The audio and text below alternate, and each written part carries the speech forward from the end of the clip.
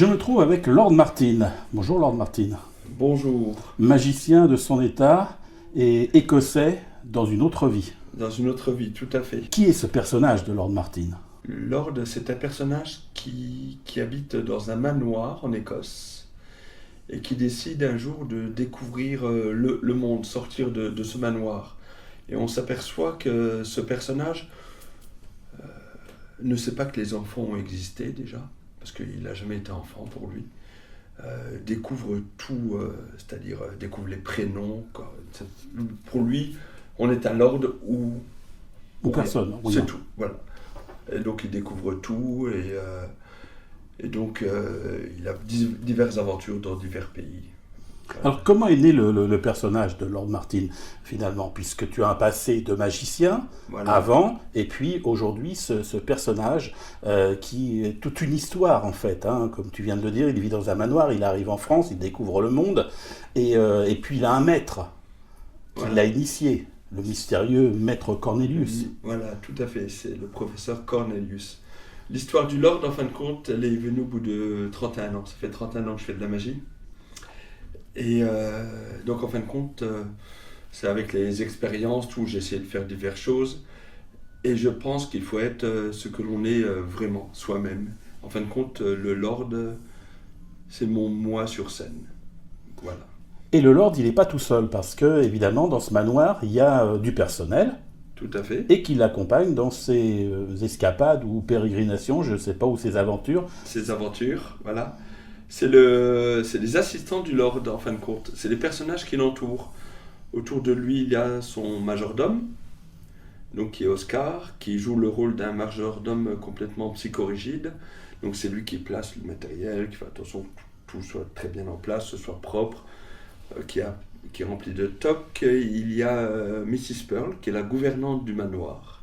Elle qui a un don, elle arrive à être à un endroit et aussitôt à un autre endroit. Elle disparaît, réapparaît tout le temps pendant le show. Il y a Riley, c'est la petite dernière du manoir. Le Lord l'a découvert aux États-Unis. C'est une jeune bikeuse qui fait partie de la troupe maintenant, qui est un peu rebelle, qui aimerait prendre la place de Mrs. Pearl sur scène. Et il y a aussi Cobb. Cobb, c'est un peu le... Vous savez, dans les familles, il y a un peu la personne qu'on n'ose pas trop montrer, c'est un peu le foufou de la famille. Cobb, c'est un peu ce personnage. C'est le cousin de Mrs. Pearl. Le cousin, effectivement. Qui a été imposé par Mrs. Pearl. Et qui a un rôle impressionnant, parce que ce rôle de personnage complètement décalé, un peu autiste, on va dire, quelque part, il faut quand même le tenir. Oui, et il le tient très bien. En fin de compte, l'idée est partie, je me suis servi des caractéristiques de chacun. C'est-à-dire, donc Mrs. Pearl, c'est Carol.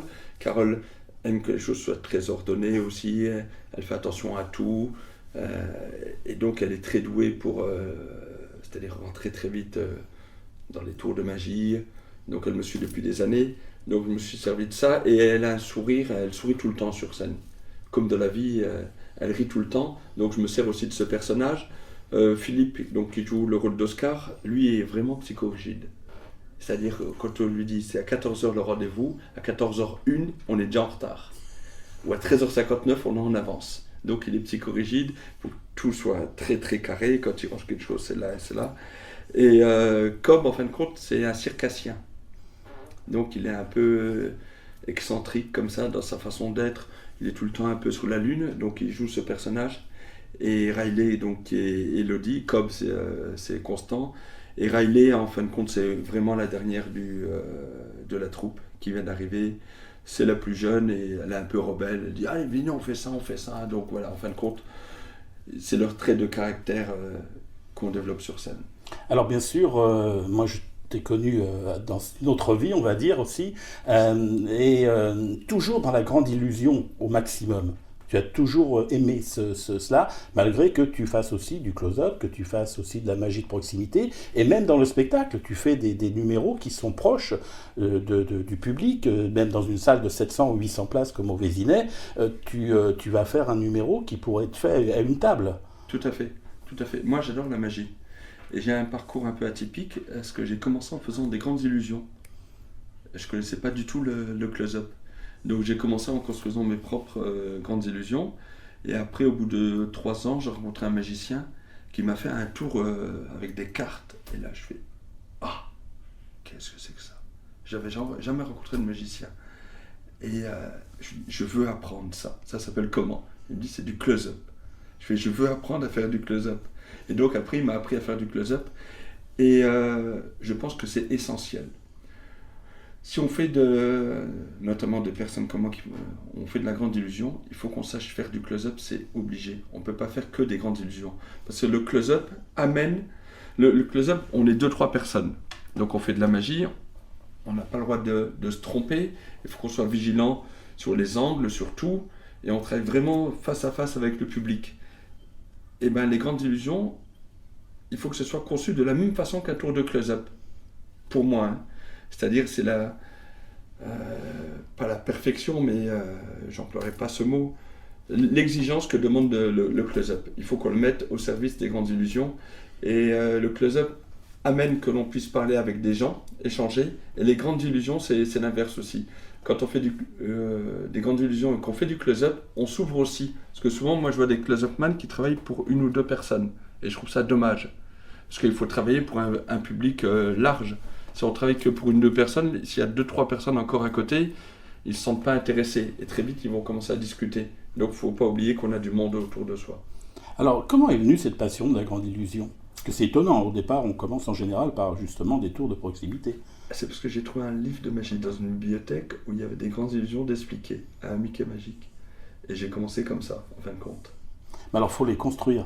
Parce Oui. qu'il faut, bien sûr, on peut aller chez les marchands de trucs, acheter, ça coûte un bras, et on se dit, mais comment je vais arriver à faire la femme coupée en deux, à faire la femme zigzag, à faire disparaître quelqu'un dans une malle ou autre, tous ces tours, la malle des Indes, ces transpositions, etc.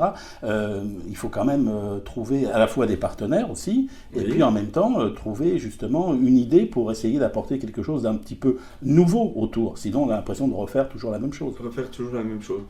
Moi, je suis designer. Mon métier, c'est donc je suis designer. Et j'ai la chance de pouvoir voir les objets en 3 dimensions tout de suite. Et je fais quasiment jamais de plans. Ça me saoule faire des plans. Donc je fais 2-3 gros barres comme ça. Alors qu'on pourrait faire des plans à l'échelle, tout et tout. Et je fais des plans. Et après, je note directement sur une feuille, il me faut ça, ça, ça, ça et ça. Et je vais acheter. Après, je construis mes illusions. En fin de compte, il y a très peu de dessins parce que je les imagine. Et je les garde en mémoire. Je note juste après les plans pour aller acheter le matériel qu'il faut, les cotes. Et j'ai cette chance de pouvoir construire comme ça. Et j'aime les choses un peu originales. Alors justement, il y a dans ton spectacle, il y a une originalité, bien que ce soit quelque chose qu'on a vu depuis très très longtemps, c'est la guillotine. Mais tu as une autre guillotine. C'est pas la même que celle dont on avait l'habitude de voir dans les spectacles de magie. Oui. C'est une création à toi? Non, pas du tout. C'est une guillotine que j'ai achetée chez un marchand de trucs. C'est une guillotine de Wellington. Mais ça, pour moi, c'est pas important. Vous savez, par exemple, un chanteur qui fait de la guitare, il va acheter sa guitare. Il ne la construit pas, sa guitare. Non. Et on ne va pas lui demander, tu as acheté où la guitare? Ce qui est intéressant, c'est ce qu'il en fait. C'est les compositions, c'est les mélodies qu'il en sort. Et pour moi, ça, c'est le plus important. Le plus important, c'est pas de construire ces illusions. J'ai construit des illusions pendant 24 ans. J'ai tout construit. J'en ai construit des dizaines et des dizaines. Et au bout d'un moment, on m'a programmé pour un spectacle qui devait se jouer plusieurs fois pendant 3 ans dans une salle. Et on m'a dit, on veut un show comme à Las Vegas. Alors j'ai dit, tu veux un show comme à Las Vegas? Eh ben, on va acheter le matériel Comme à des Las magiciens Vegas. qui sont à Las Vegas. Exactement le même. Donc j'ai commencé à acheter ce matériel. Et après, quand on roule en Ferrari, on a envie de toujours rouler en Ferrari, quoi, en fin de compte. Voilà. Ouais, justement, Vegas. Vegas, c'est la capitale du jeu d'un côté, mais aussi la capitale des magiciens. Il n'y a pas un casino, il n'y a pas un endroit où il y a un magicien. Il y en a même dans la rue, il y en a un peu partout. Oui. Est-ce que c'est là que tout se passe au niveau de la grande illusion? Ou est-ce que finalement on n'est pas si mal que ça en France dans la création? Non, on n'est pas si mal que ça en France. En Europe, on n'est pas si mal du tout même. On est même très bien. Il y a des magiciens qui sont les Elrich Brothers, je pense que tu en as entendu parler, qui sont assez exceptionnels. Moi, je trouve qu'ils ont un répertoire qui est extraordinaire. Et il y a d'autres magiciens français qui ont des très très très bons shows d'illusion, notamment Bertrand Lotte. Oui. au Futuroscope, qui est un superbe show de magie, qu'il faut aller voir, je recommande, c'est assez exceptionnel. Alors, qu'est-ce qui te fait rêver en tant que magicien? C'est le regard des spectateurs sur ton show? C'est le fait de les surprendre, de les bluffer? C'est quoi? Je vais répondre à cette question. Ça me fait pas rêver. Je vais pas dire rien ne me fait rêver, parce que beaucoup de choses me font rêver, mais je trouve que rêver, utiliser ce mot, c'est édulcoré. On l'utilise parce que dans le regard des enfants, le regard des adultes, c'est ce qui est le plus beau. C'est pas vrai du tout, c'est pas ce que je pense. Moi, je le fais, c'est pour moi, tout simplement. C'est complètement égoïste. C'est-à-dire que je le fais pour m'amuser, parce que j'ai envie de m'amuser. Parce que j'ai tout le temps, par contre ça c'est vrai, j'ai tout le temps l'impression d'avoir 12 ans. Donc la scène, c'est un espace de jeu. Et je joue, et je me dis que si je joue, et les personnes qui sont avec moi sur scène, on joue tous, on joue ensemble, et bien vous qui êtes en face, on vous invite à venir jouer avec nous. Donc vous allez jouer avec nous et vous allez vous amuser. Et pour moi, ça c'est le plus important.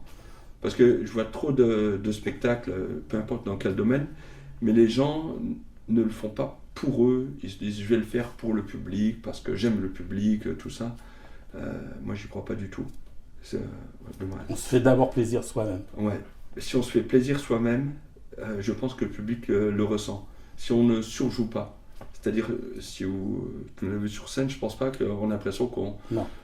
on est nous sur scène. Et c'est notre salle de jeu. Je veux dire, même entre nous, par exemple, on parle, on rit entre nous, tout, et je pense que le public se dit, ben, ils sont en train de s'amuser. Donc ils prennent du plaisir, alors on va prendre du plaisir avec eux. Alors il y a un mot un peu à la mode aujourd'hui, c'est décomplexé.